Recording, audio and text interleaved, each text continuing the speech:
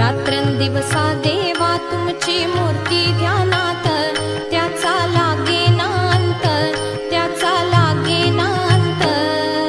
स्वप्नात आले माझ्या गुरुदेव दत्त, स्वप्नात आले माझ्या गुरुदेव दत्त.